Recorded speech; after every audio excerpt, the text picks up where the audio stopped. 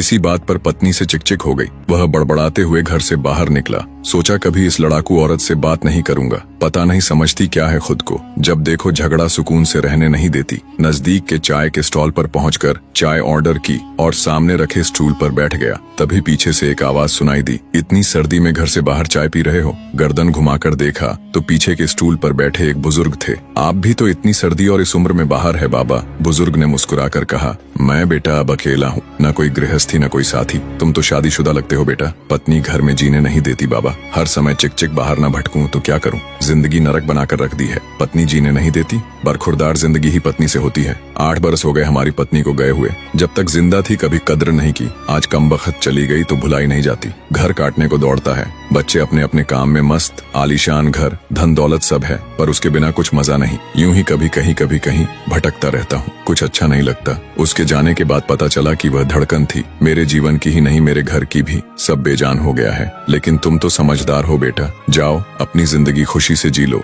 वरना बाद में पछताते रहोगे मेरी तरह। बुजुर्ग की आंखों में दर्द और आंसुओं का समंदर साफ नजर आ रहा था। चाय वाले को पैसे दिए, नजर भर बुजुर्ग को देखा।